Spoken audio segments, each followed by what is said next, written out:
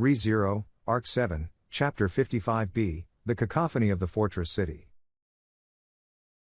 Time goes back only a little further before the attack of the winged creatures. Ugh, I messed up again.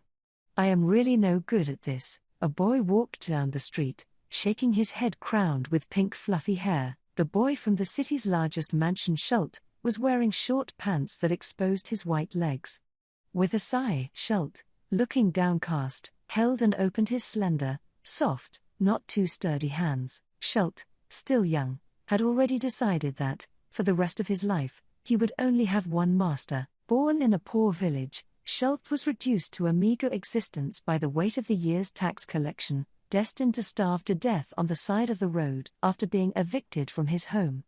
Hungry and thirsty, he ate mud and nearly made that the last meal of his life, but the radiantly beautiful sun came along and saved him. He had been saved by that way of life that scorched the whole world to the ground, and that posed as the reason why Schult existed right now. That was why Schult sincerely hoped to devote his entire current and future being to his benevolent master. And yet, Schult, I hate myself for not being able to help in any way. With a deep sigh, and even that sigh was weaker than the average person's with his lung capacity as rationale, Schult's head, chest, and heart were collectively aching due to his own inadequacy. Recently, he had been struggling to fulfill his important master's mandated tasks, even messing them up completely. To fill the bathhouse with hot water was a trivial task, but the water ended up overflowing, plus the magic stone used to heat the water had been mishandled, leaving everyone in a state of confusion. He was still a newcomer to Priscilla's service, and that,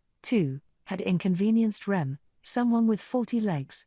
And this time, he really was fed up with how pathetic he was. Schult, Priscilla Summer and Al Summer both tell me that I do not need to rush to change. He was glad for the kind Priscilla's and open-minded Al's intentions to console him like this, but Schult hated himself for being unable to repay the two of them in any way. In this respect, Heinkel saw things in a distinctive manner compared to the two of them, and therefore, treated Schult differently, seemingly being more understanding of Schult. Heinkel had also taught Schult to practice swordsmanship in a way different from how Al had done so, the former having stated that it did not suit Schult.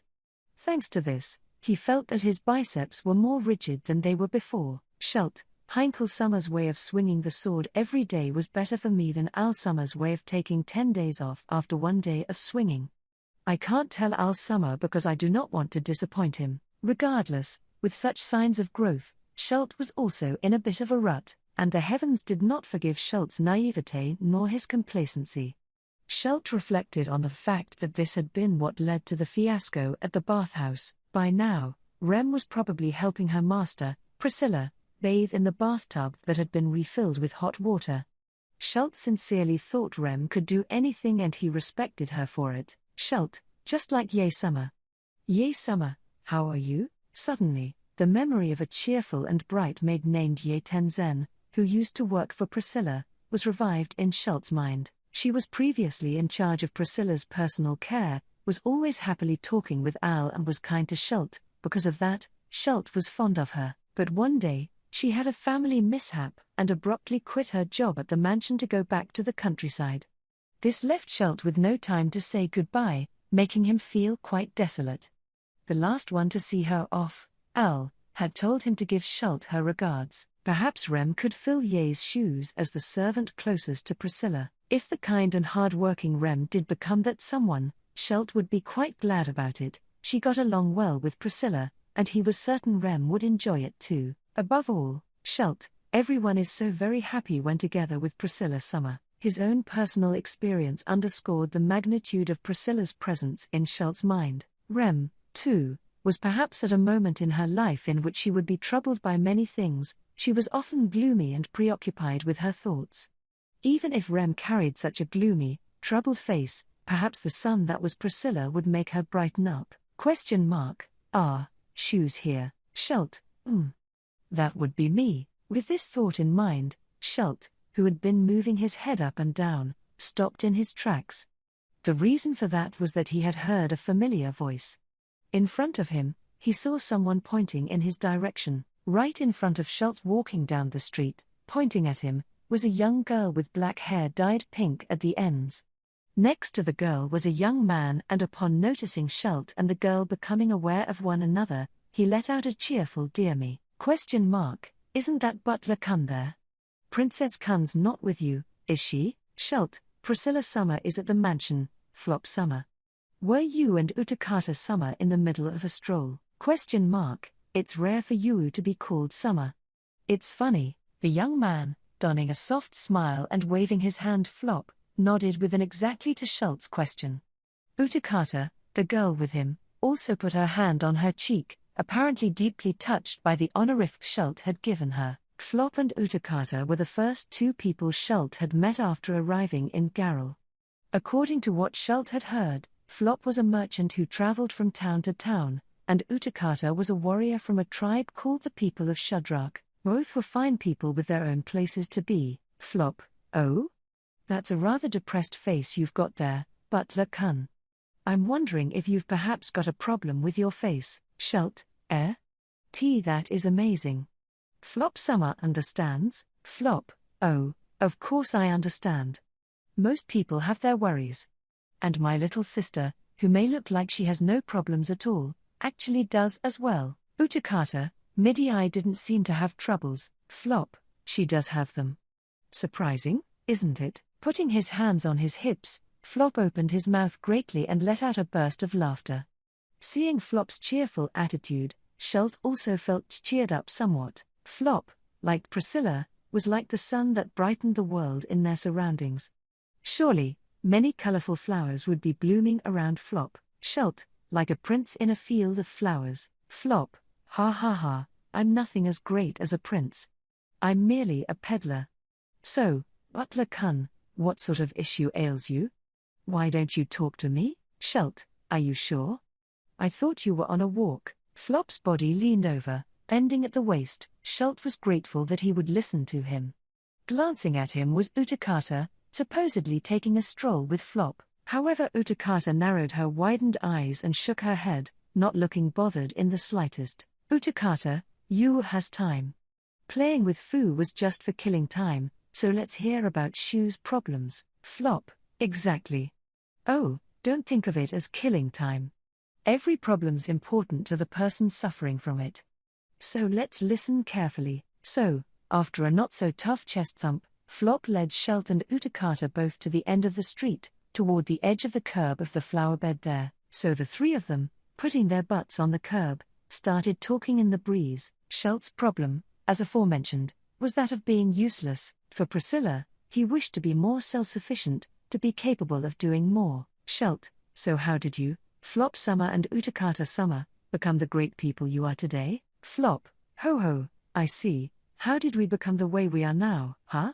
What a philosophical question. Schult, philosophical.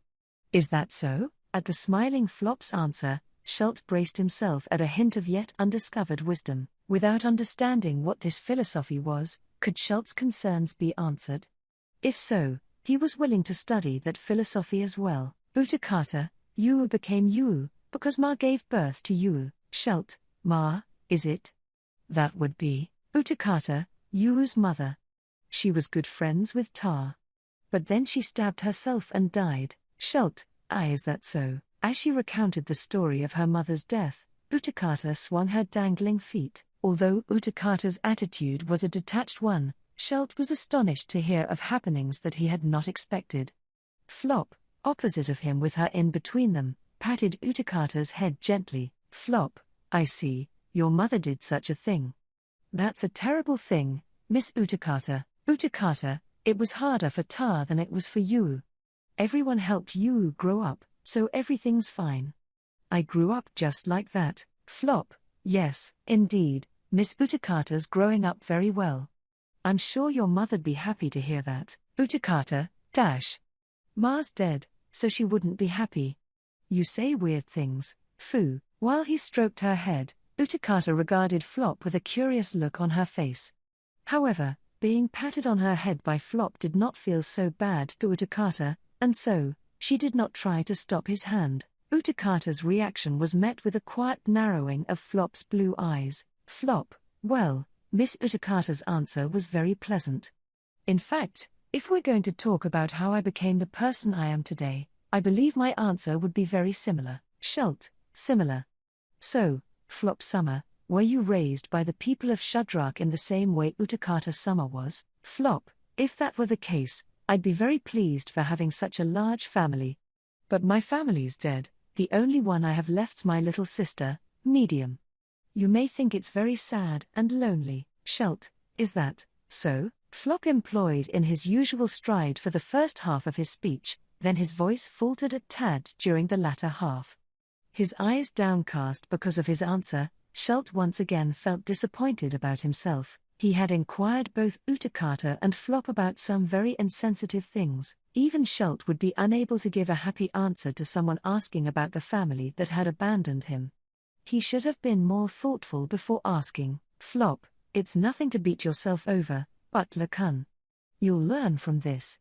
And that's exactly what leads to the next part of my answer from earlier. Shalt, from earlier.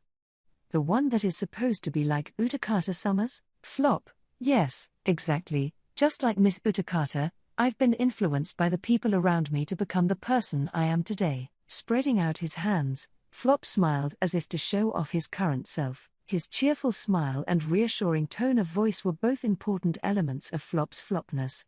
Were those also cultivated through the influence of others? Shalt wondered. Flop, a long time ago, my little sister and I were living in quite the terrible environment. It was an orphanage, but there was very little food, they didn't pay us for our work, and the adults there would beat the children whenever they got into trouble. It was an awful place. Shalt, that's an awful place. What is a child to do in such a place? Utakata, you would burn it down. Shalt, burn it down. Flop, haha, that might have been a good idea. But it didn't turn out so. Shalt agreed with Utakata's suggestion of burning down Flop's harsh past. But Flop, laughing at their answer, had already moved past that. How exactly had they gotten past it? Flop, well, it was thanks to someone else's help. There was a benefactor who helped us. That was my little sister and mine's family. They're dead now, though. Shalt, they helped you, is that right? I'm relieved to hear that. Flop, do you understand me, Butler-kun? Shalt, I understand.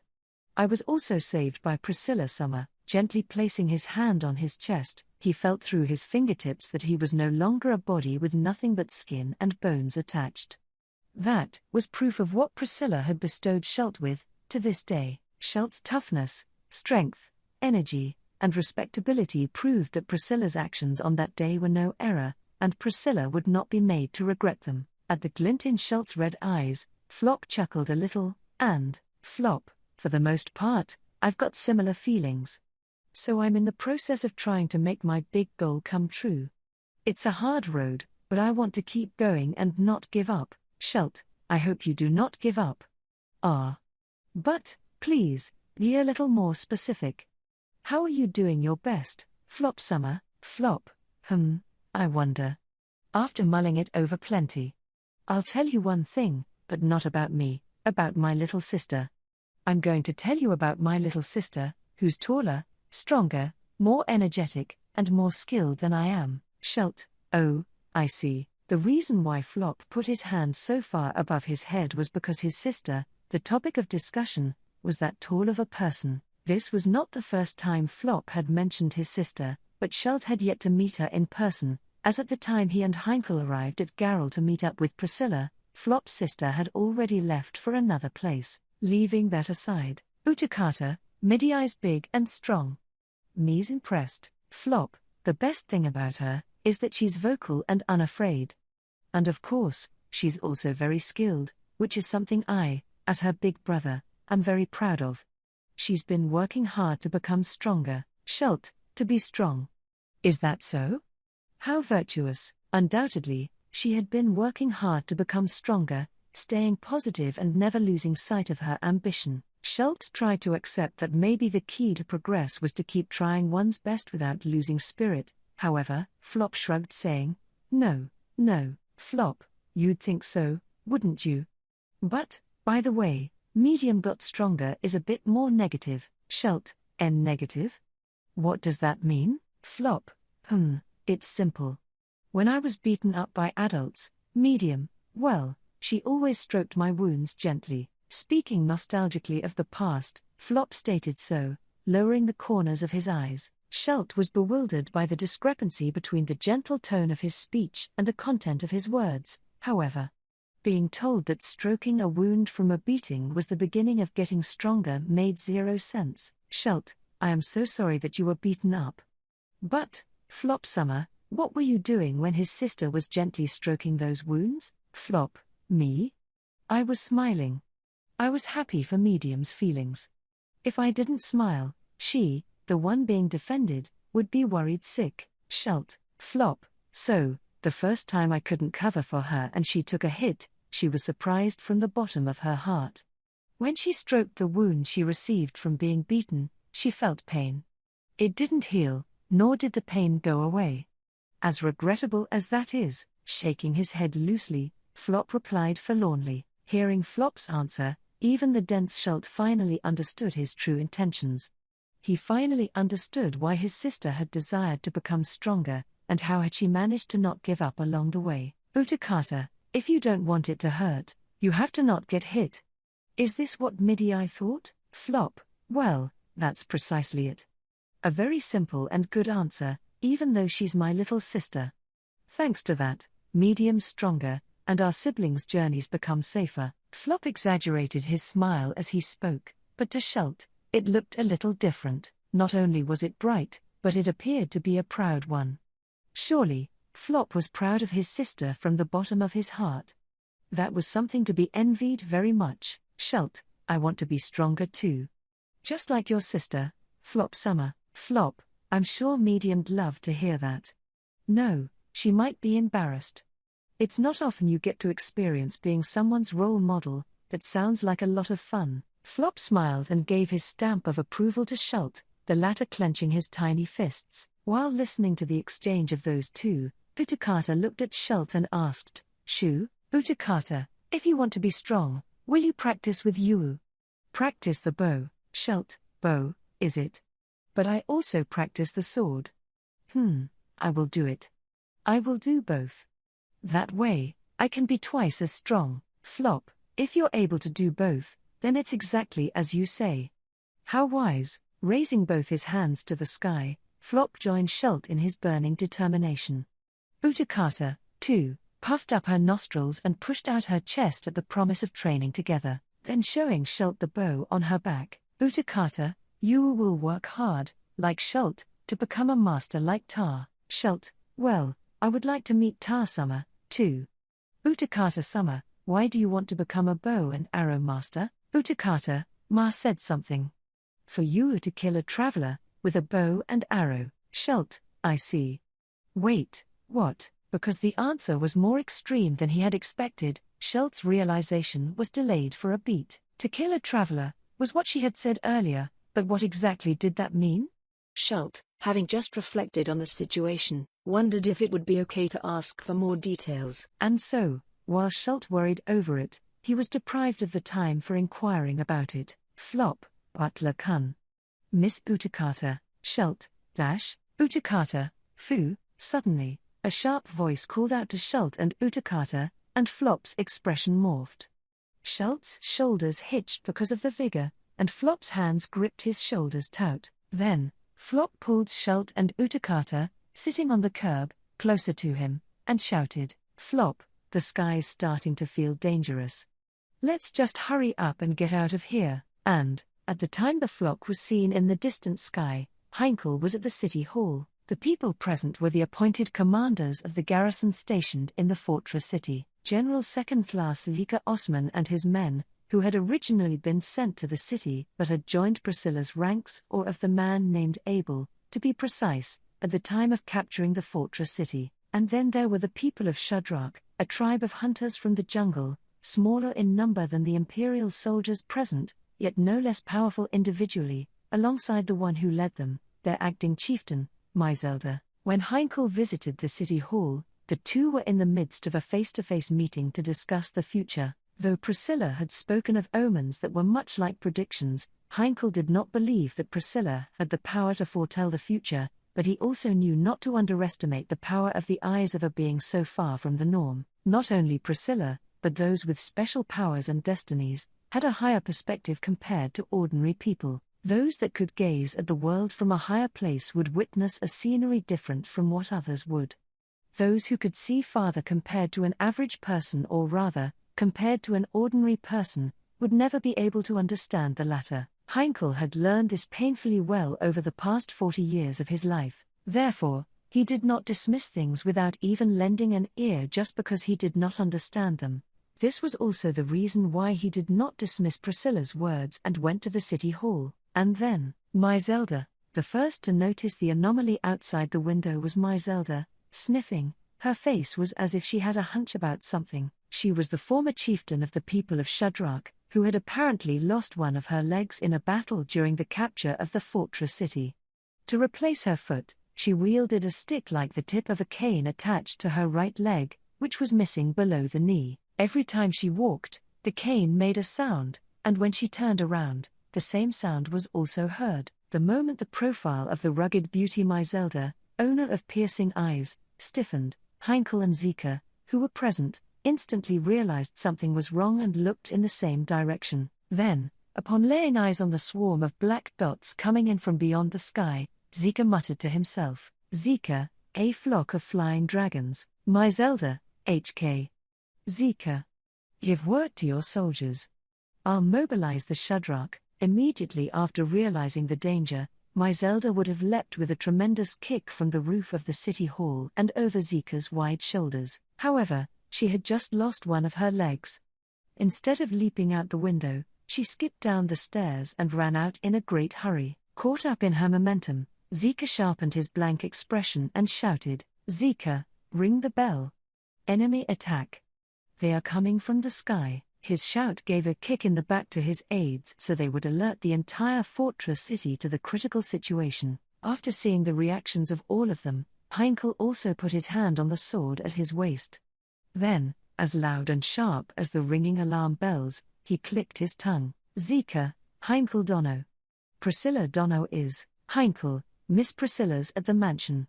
She knew something'd happen.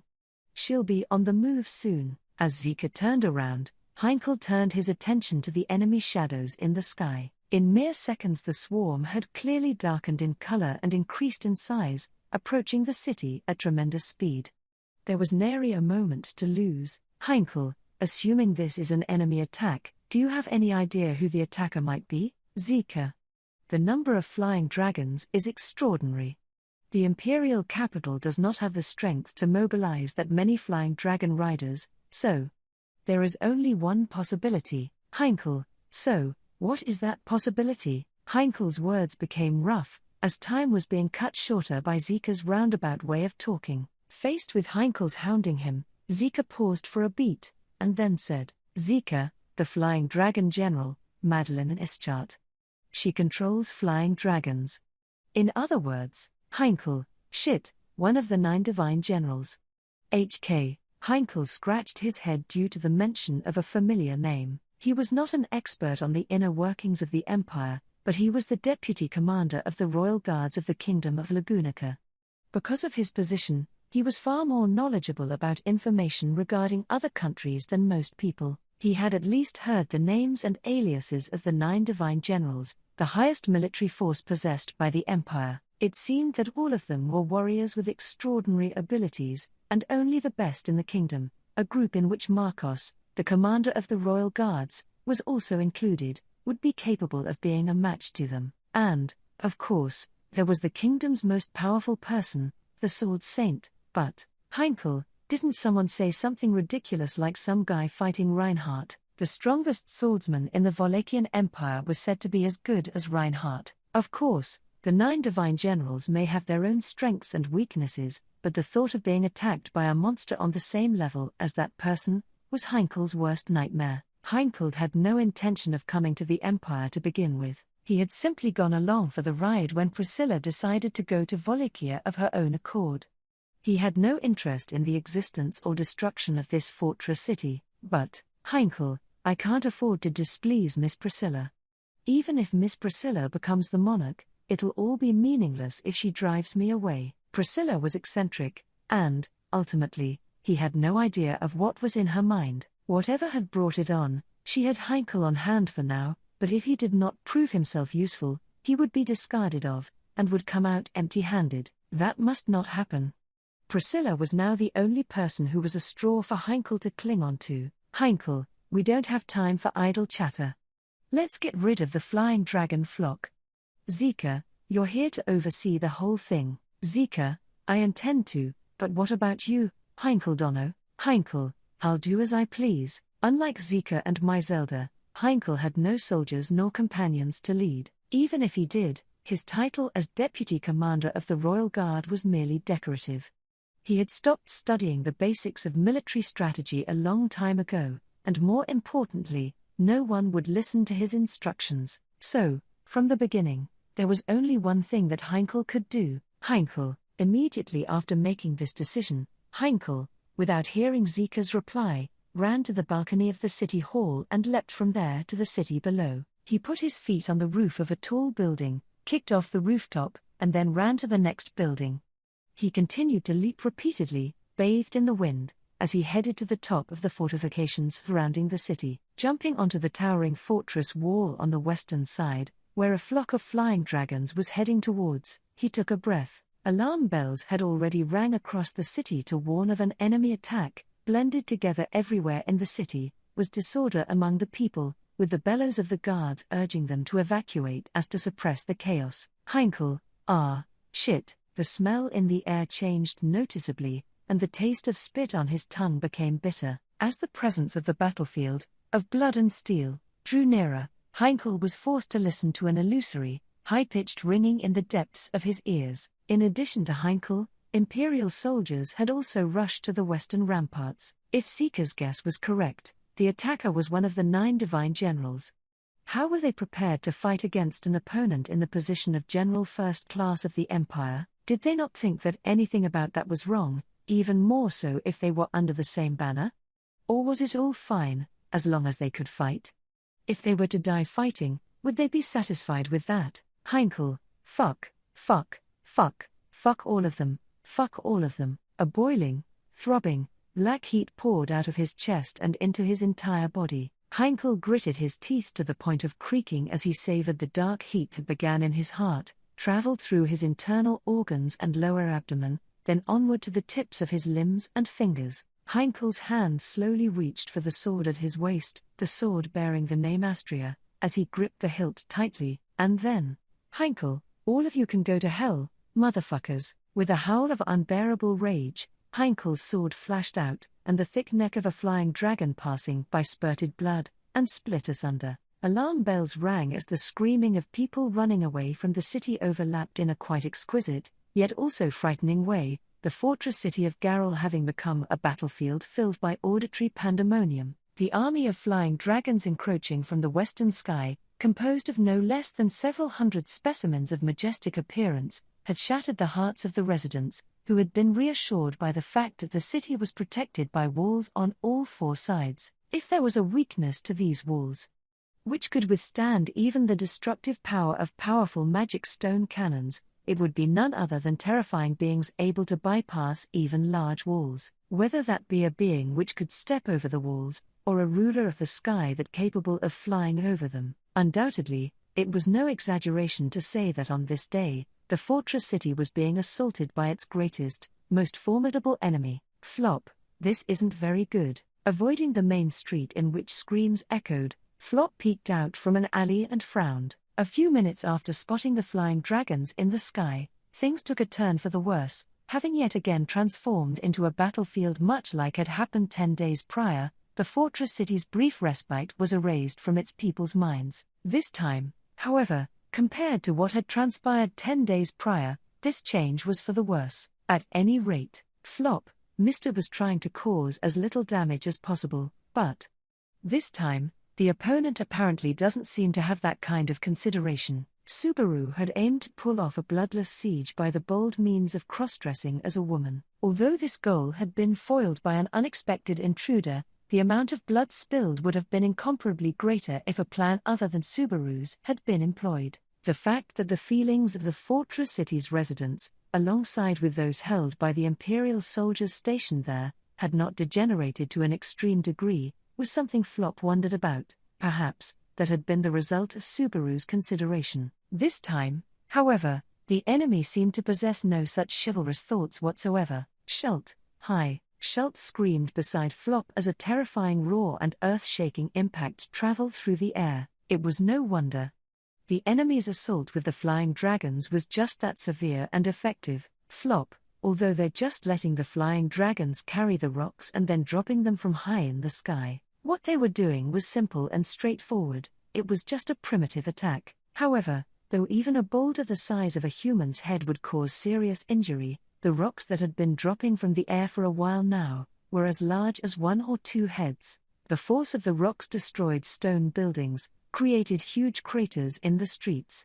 Of course, were someone to be hit, it would be a disaster one would wish to not witness ever again. Flop and the others had rushed into the alley, but they had no confirmation that that place was a safe one. Fleeing underground, or heading towards someone that was simply strong, if a safe place existed, those would be it. Utakata, me and the others are in the big building in the middle. Shalt, Priscilla Summer is in the mansion. Flop, oh, yes, of course. You're both very smart, I agree with you. The problem is, we're right in the middle of both those places. The called upon my Zelda and Zika were reliable in their ability to defend the city. Although she was a fighting force of 1 person only, Priscilla's ability was comparable to that of the 9 divine generals. Flop was torn as to which direction to rush to, as well, and while they were worrying, help. You are, right in front of the alleyway where Flop and the others were hiding in, a figure fleeing down the street screamed, then disappeared. No, he had not disappeared. The man's body was snatched up into the sky by a shadow flying at great speed, taken away in one fell swoop. Apparently, the flying dragons in the raid had different roles and were divided into 2 groups. The ones from earlier, those that let large stones fall, and those that attacked directly, or, more likely, there were flying dragons that had taken on other roles. Shalt, J just now, that person. HK, Flop, even if we wanted to help, we wouldn't be able to. And we can't bypass them either. If we get caught in the claws or fangs of a flying dragon, the 3 of us will be taken into the sky together. Utakata, Yuu's bow is here. With this, I can take down a flying dragon. Speaking enthusiastically, Utakata showed the bow and arrow in her arms. Had it been Holly, Kuna, or another adult Shudrak, Flop would have considered it. However, Flop, having once accompanied Utakata to bow practice, understood that her abilities were not enough for a real battlefield. Flop, you want the best for children, was it? I get it. With his eyes closed, Flop thought of the benefactor who had saved him and his sister from rock bottom. He always had a blunt and crude attitude, but in spite of that, his benefactor had never bent his principles. So, Flop wanted to be an adult he would not be ashamed of. They could not stay hiding and holding their breath where they were forever. Whether they went to the city hall or to the mansion, they needed to take some sort of action, in order to get both Shalt and Utakata to safety. Flop, I want you both to listen to me. From now on, I will. Taking a small breath, Flop attempted to convey his plan to them with determination, and, in the moment in which the 2 children looked at Flop as the latter spoke, Kiriarara, with a blood-curdling roar of anger, something huge fell from the sky onto the street. What slammed onto the ground accompanied by a mixture of angry screams and cries, was a flying dragon, black blood pouring from all over its entire body. With its wings spread out, the flying dragon would be 3 to 4 meters in wingspan. Desperately trying to escape, it flapped its wings which had been broken from the impact of the fall. Thereupon, don't run away. Don't you dare, bastard. The flying dragon fell to the ground together with the figure, who rolled vigorously and jumped on its back.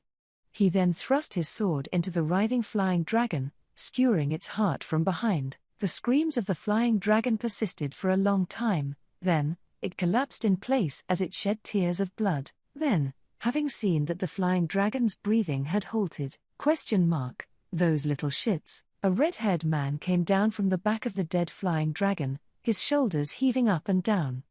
Upon sighting him, Schult, who was in Flop's arms, shouted an ah, Schult, Heinkel Summer.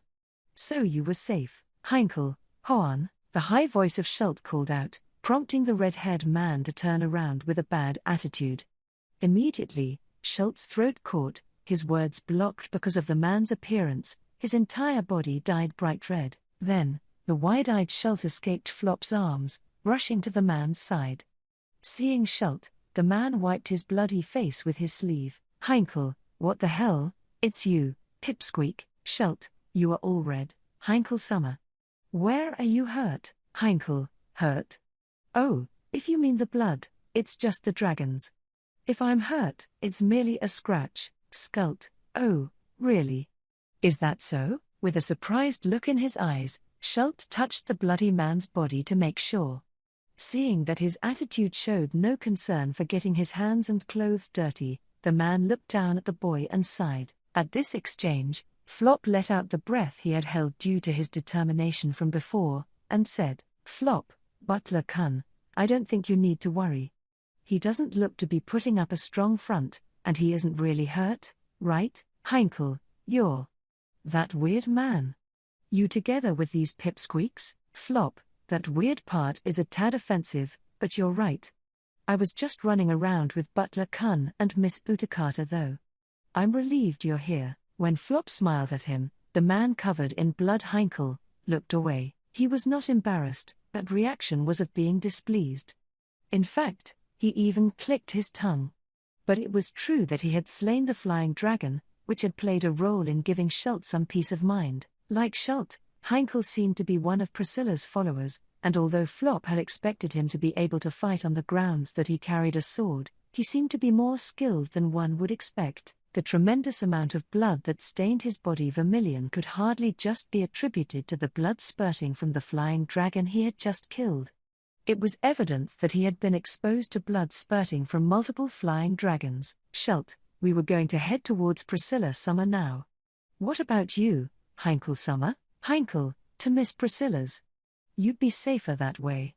But, Flop, there are very few places in the city that are safe right now. If our enemies are all flying dragons, I think it'd be a good idea to find a building with a basement and a place where spices are kept. Utakata, spice, Flop interrupted Schult and Heinkel's conversation, while Utakata tilted her head at the part in the conversation she did not understand. Looking towards Flop, Heinkel's eyes were similar, holding confoundment. It would not make sense to one unacquainted with the ecology of flying dragons. Flop, flying dragons have a very good sense of smell. They can smell blood from a great distance. On the other hand, they don't like strong, pungent smells. So, if we sprinkle pepper all over our body, we may be able to avoid being caught by them. Heinkel, you seem well informed. Flop, I'm a peddler who travels from place to place. Also, I happen to know someone who knew a lot about flying dragons.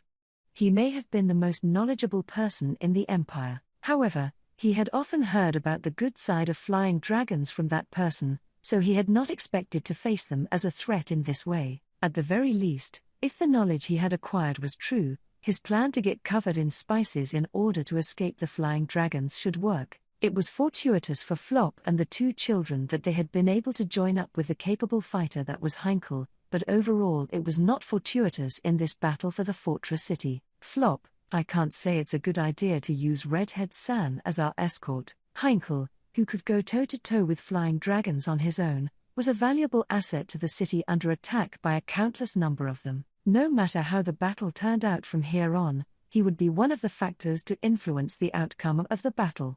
It was not a good idea to put him alongside the three non-combatants. Therefore, Flop, we're going underground to escape the eyes and noses of the flying dragons. Could Redhead Sam accompany us to a nearby restaurant or warehouse? There, we can deceive their eyes.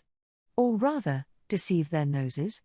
Once we do that, we can take care of the rest on our own. Schult, Flop Summer. Schult's face was aghast at Flop's suggestion, as if the idea of splitting up had not occurred to him at all. But contrasting Schult's surprise, Utakata nodded and said, Utakata, Yu thinks the same as Fu. Wu and Flop will protect Shu. Don't worry, Schult, Utakata Summer will.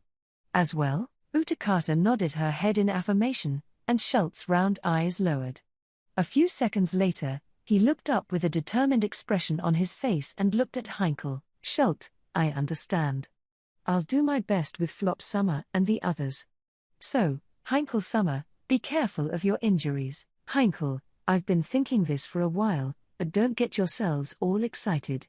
Why should I suddenly start obeying what you guys tell me to do? Schultz, eh? However, Schultz's resolve was purposeless, as Heinkel frowned and bluntly stated this. He wiped the gore from his sword with his cloak, indicating his surroundings with his chin. Heinkel, let me say this now, I don't owe this city anything.